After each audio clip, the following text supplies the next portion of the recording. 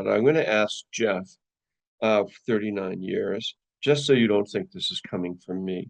So, Jeff, now what's the purpose of the fifth step and why do we do it? Jeff, alcoholic, currently South Florida.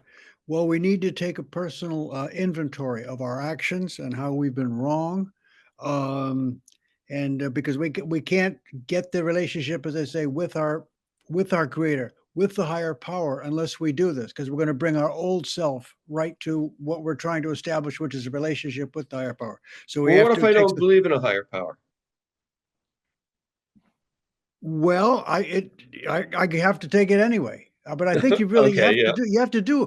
because you're going to bring yourself to it. But yeah, go through the thing, even if you don't believe in a higher power, and then see where it takes you. It'll take you right to where you should be. Yeah. Mhm. Okay, this is good. So let's read a little bit here. Jeff, you want to start reading on, just read Sure. the first page on page 72, into I got it. action. It's in chat. Yep. 72, page 72, everybody, chapter 6, into action, the big book of Alcoholics Anonymous. Jeff Alcoholic. Having made our personal inventory, what shall we do about it?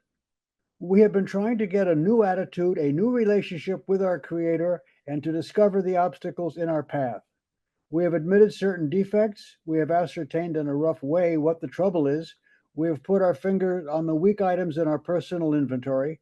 Now these are about to be cast out. This requires action on our part, which, when completed, will mean that we have admitted to God, to ourselves, and to another human being the exact nature of our defects. And this brings us to the fifth step in the program of recovery mentioned in the preceding chapter. This is perhaps difficult, especially discussing our defects with another person. We think we have done well enough in admitting these things to ourselves. There is doubt about that. In actual practice, we usually find that a solitary self-appraisal is insufficient. Many of us thought it necessary to go further. We will be more reconciled to discussing ourselves with another person when we see the good reasons why we should do so. The best reason first is if we skip this vital step, we may not overcome drinking. Time after time, newcomers have tried to keep to themselves certain facts about their lives. Trying to avoid this humbling experience, they have turned to easier methods. Stop right Almost, there. yes. Okay, so thank you. So in this part here, it says in this first paragraph, it says that we admitted to God. Okay, who is God? For our purposes, God is love. God, in this meeting, for our purposes in this meeting, God is love. God is good orderly direction. God is the force. God is key. God is the Okay. center of the universe. God is the universal life force. Um, there are many, many descriptions of God. Jesus, Buddha, Mohammed, don't care. The idea here is to find some kind of power greater than yourself that you, and by the time you're on the fifth step, you've already taken the third step. You already started to feel this new power flow in. And now you've written down these certain defects of character that he's talking about. Some of the key words are like these admitted defects. I like to think of it, we like to think of it as defective thinking in here. In AA, they call it defects of character. I mean, okay, maybe. But mostly it's defective thinking. And alcohol kind of adds to that. Well, defective thinking, what is that? Oh, it's like defective thinking is I'm driving down the highway, it's raining, and traffic's slowing down, and I'm gonna speed up, and the car's fishtailing, and you're like, not a problem. And then you wreck. And you go, well, if the roads weren't so bad, I wouldn't have wrecked. That's defective thinking. The other part that it talks about here is it says the exact nature of our defects. The exact nature of our defects. And the word nature, the exact nature, of our defects. What is that? And that's just what I was talking about. What is it that makes you think that I won't wreck if I speed up on a rainy road? That is defective thinking. That's the nature of the defect. So in our fifth step, in our sixth step, we start to look at, in fact, they have two steps for it, step 6 and 7, which start to look at what are our defects, what are our shortcomings, where did our thinking go off, and our mental capabilities. So that's why this is not only a complete behavioral modification program, and they frame it in a type of spirituality. So we're saying, well, we need the power greater than ourselves to change the way that we think. But that's what AA is altogether. The 12-step process of AA is a new way of living. This is a new way of living. So we go through the step 1 through 12. It's a process to change the alcoholic mind, which is on a suicidal Yeah. bent, to change that indirect suicide through alcoholism into living, into life, into joy and happiness. That's what's really going on here.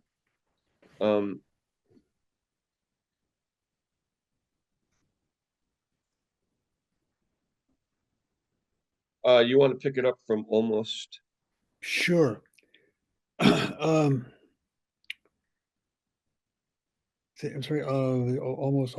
If we skip this, uh, many of us thought it necessary. Trying to avoid this. Okay.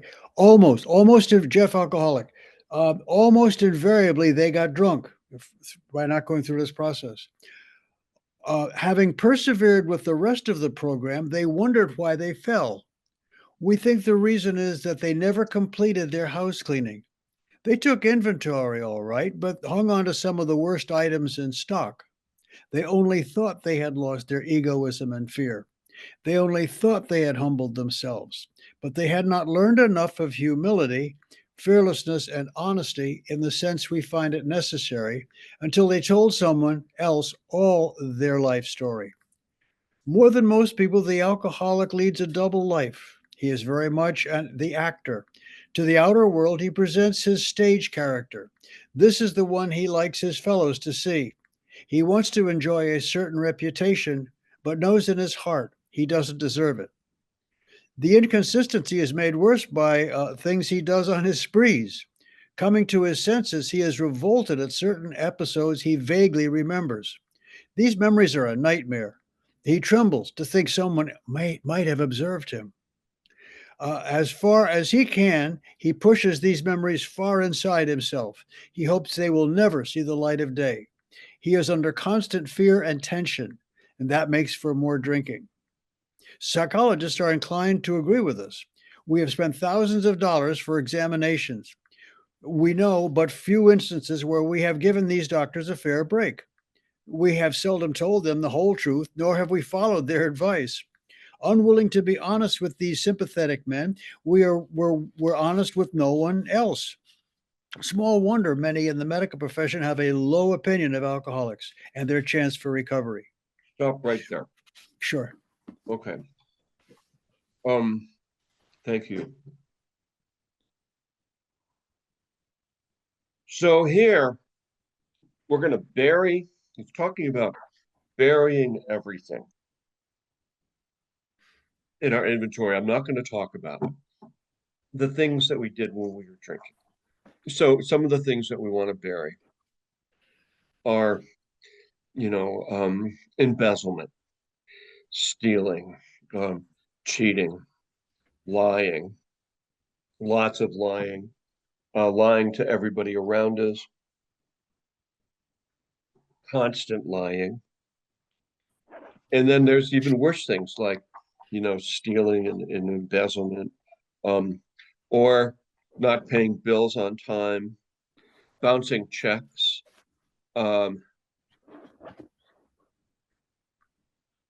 younger people get inside the dark web, stealing credit cards. There's all kinds of stuff going on right now with cryptocurrency, making phony cryptocurrency accounts, um, being part of teenage credit card scams, where you're smoking crack, staying up all night, getting on the dark web, stealing millions of credit cards, robbing people, or it almost becomes common. Um, I mean, the whole world's gone mad. There's always been prostitution, but now, I mean, certainly in Bill's days, he talks about it. I mean, he was in his 20s, in the roaring 20s. He was part of the jazz generation, part of uh F. Scott Fitzgerald, Gerald, yeah. Tender is the Night, all of that. You read those books and you're reading about Bill Wilson. Um, he was in New York, he was rich.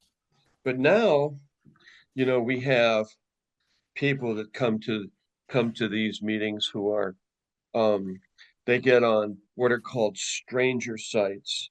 Um, and there are kids like 12, 13 to 20 involved in, porn. The porn industry is a multi-billion-dollar industry with drug addicts and alcoholics, all of them really young.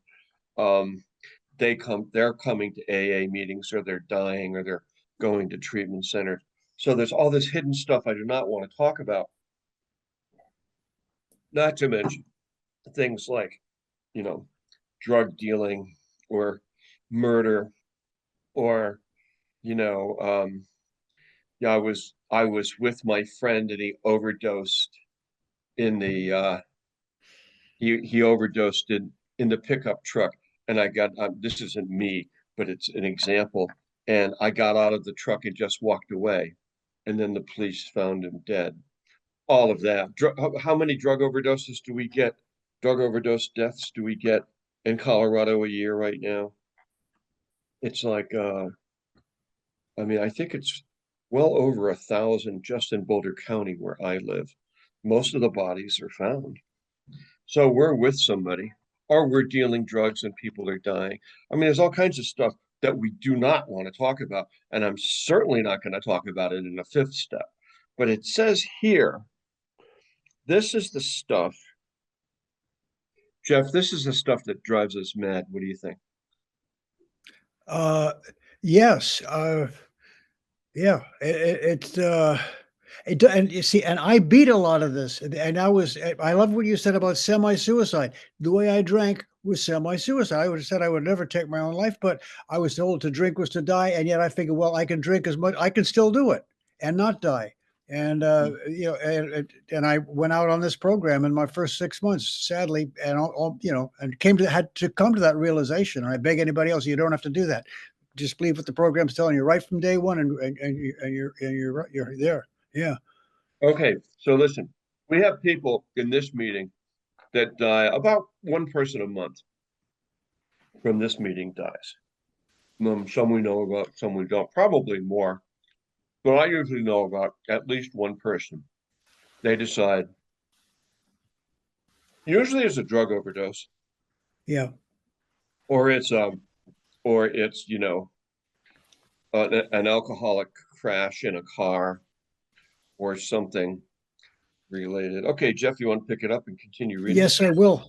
And then I Okay. had a good question for you after that, the one Go that I ahead. don't What have is the it? answer. Ask it My now. question would be, when I came in, they were first saying, well, should we talk about drugs in an AA meeting? Because and it was decided yes, because it's very much a problem. Not like it is today. Today, it's like this much of a problem, a huge problem. Yeah, we Have don't you, really care about that. or just curious. All right. Okay. Well, Yeah, what I'm no, curious about is, okay, the go main right thing is ahead get if you have to. sober. Yeah. Okay. Yep. Yeah. Get sober. I hear you. We must be, page 73, the very last sentence. We must be entirely honest with someone if we expect to live long or happily in this world. Rightly and naturally, we think well before we choose the person or persons with whom we take this intimate and confidential step. Those of us belonging to a religious denomination which requires confession must, and of course, will want to go to the properly appointed authority whose duty it is to receive it. Though we have no religious connection, we may still do well to talk with someone ordained in an established religion. We often find that such a person quick to see and understand our problem. Of course, we sometimes encounter people who do not understand alcoholics. If we cannot, or rather would not, do this, we search for acquaintance with a closed mouth, understanding friend. Perhaps our doctor or psychologist will be the person. It may be one of our own family, but we cannot disclose anything to our wives or our parents which will hurt them or make them unhappy.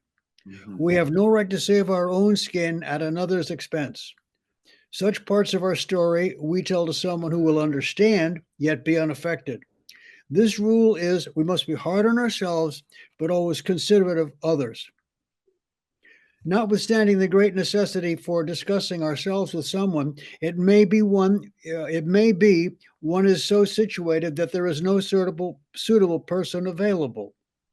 If that is so, our step may be postponed. Only, however, if we hold ourselves in complete readiness to go through with it at the first opportunity. We say this because we are very anxious that we talk to the right person. It is important that he be able to keep a confidence, that he fully understand and approve what we are driving at, that he will not try to change our plan, but we must not use this as a mere excuse to postpone. Stop right there for a minute, please. Yes, sir. So in this, oh, you don't have to call me sir. In this section, so the second paragraph here, it says, if we cannot or would rather do this, we search our acquaintance for a closed mouth, understanding friend. So they're talking about maybe somebody in AA, like an AA sponsor, somebody like that that you can do this with. But it needs to be someone where you feel like you can share pretty much everything. And I was in a fourth step and fifth step group, so I had a couple of people there. When I did my fifth step, where I could talk about the usual garden variety alcoholic behavior. I would say alcoholic behavior for men. Um, I think there's some types that are, kind of different. So we usually, oftentimes, we'll do men with men, fifth steps, women with women, but not always. I mean, we did one today, which was mixed. It was more like an action plan kind of support meeting. But sometimes, if the part that they're really talking about here is the stuff that you don't want to share. Where the heck can I go share that? I mean, if you're Catholic, you can always share it with a priest because they're sworn, to secrecy. Like I've talked with people who have robbed a bank, kind of thing. They don't want to tell anybody, and they don't want to turn themselves in either. They were like, so there's, a lot of times there's a lot of different things depending on where you're from. But a lot of times you go to AA meetings in big cities where there's a lot of criminality, and then, criminal type people are coming to AA meetings. I don't know how many people like that we get in this meeting. This meeting has a tendency to be um, kind of like a middle class meeting. People oftentimes have jobs, have a house, have family, have kids. Um, we're like a lot of garden variety alcoholics in here. Um, I don't, I haven't seen too many bank robbers come through, or like say serial killers. Yeah, what the hell is he talking about? Never mind, I don't know. But the important part is to be able to get all this out and not withhold it. The problem is withholding stuff. Now, in my case, one of the things I did was I did several uh, fourth steps and fifth steps, but kept, it's called, I kept creating inventory. I kept sober. I kept living and doing things which were not honest, and it would build up and cause problems. So, some examples of that for me would be I did I did a lot of different trainings. After I got sober, I did things like Landmark, which was very helpful. EST, which would raise your hand if you've done any of those. Landmark, EST, I've done um, different kind of business courses, and then human potential, type of courses. Um, and then some courses that I took, they were like mind control and ways to manipulate people and how to lie and make it seem like you're being honest. We have someone running for president right now. I mean, if you've had that kind of training, which I have, you see, and I think a lot of dishonest business people see exactly what he's doing, how he's lying, and how he sells the lie. Okay.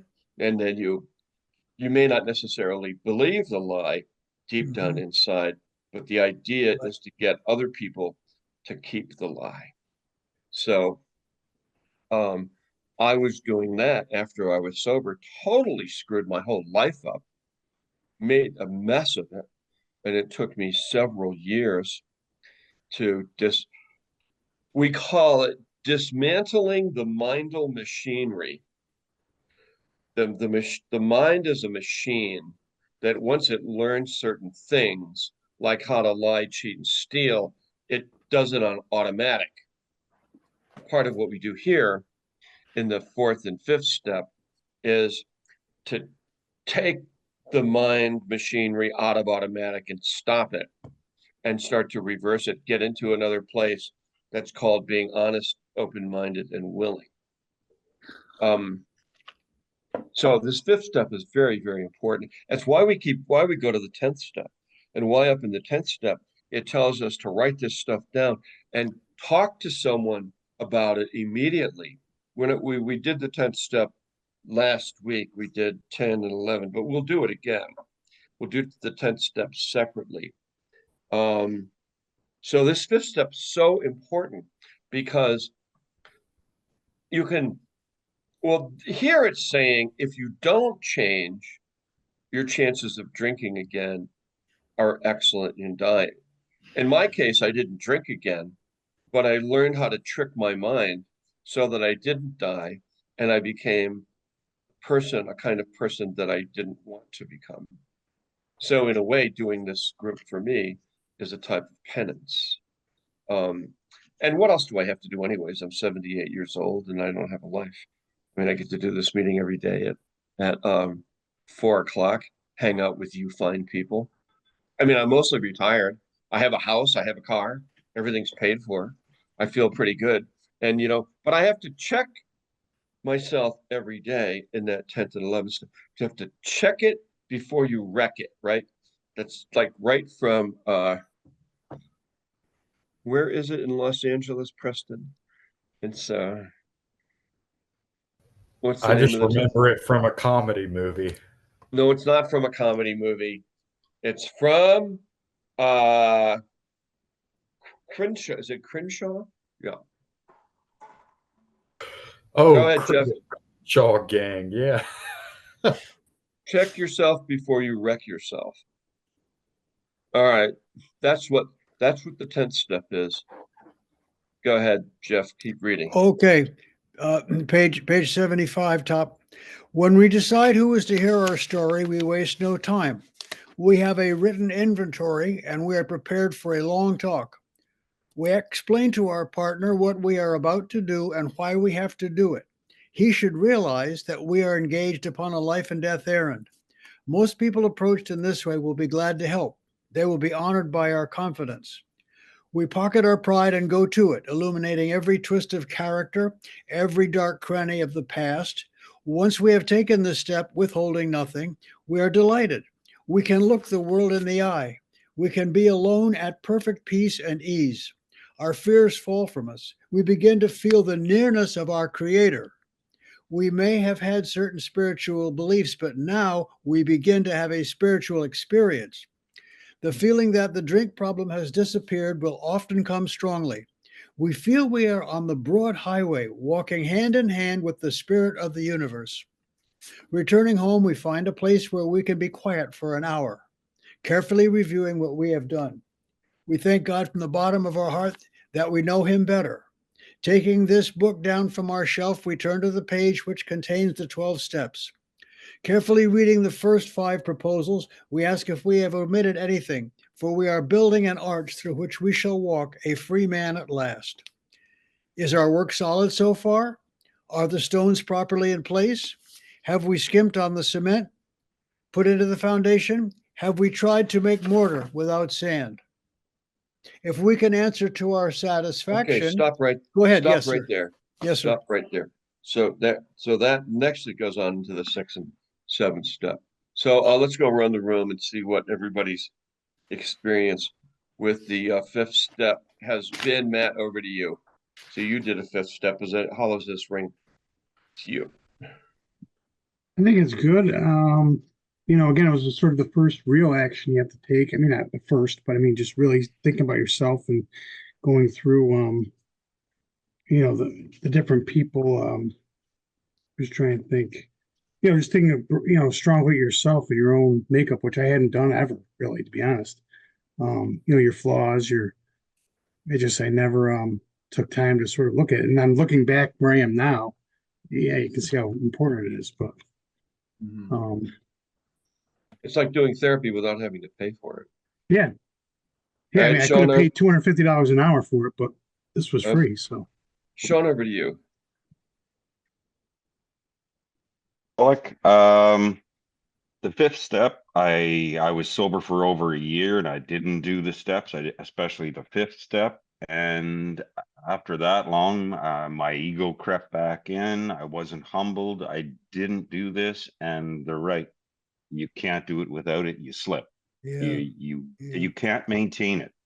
You can fake it for a while, but you can't make it. Mm-hmm. And how did it go? What was your experience in doing a 5th step? For me, the 5th step, it opened my eyes to who I really am and how I really affected everyone else around me in the way I I acted and the way I presented myself just on a daily basis. There you go. Isn't that amazing? How about Cassie? What about you? Your experience with the 5th step? Yeah, again, I kind of talked a little bit about it yesterday. I was terrified to do it. The 4 step writing it was easy. Saying it out loud was hard because I'm admitting everything that I did wrong and I was ashamed and embarrassed of. But the next morning, it felt like a huge weight was lifted off my shoulder for just getting all of that out and just What, realizing, what were the defects that you saw inside yourself that you were able yeah, to change?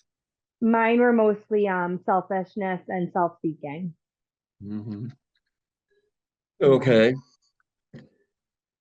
Okay, good. All right. So moving on to Preston, your 5th step. Preston alcoholic. Yeah. Yep. Mine, a lot of my, yeah, it just showed me where, my character defects have, hurt me, but mainly hurt others. I was just like the book says, that tornado that just runs through the lives of others, just destroying people. And get to see kind of where a lot of that stems from. And, but also those, what Jeff just read though, like where it says our fears start to fall from us. And that's been my experience. It didn't completely go away, but when I did my 5th step with you and another person, my fears kind of started gradually slipping away, and kind of, it just shows me what I'm like when I'm drinking, even when I'm not drinking. If I'm not working this program, I can turn right back into that asshole. You know what I mean? One of my character defects was scarcity, lack of abundance, fear of not having enough to eat, fear of starving, fear of not having a place to live, fear of getting old and being poverty stricken. And then that started to twist me into doing things that I would not ordinarily do. Anybody else have that kind of fear driven into, yeah. Yeah, okay. Let's see, who else has done a fifth step here? Raise your hand in the reaction part, and we'll call on you. Okay. Okay, go ahead, Stacy.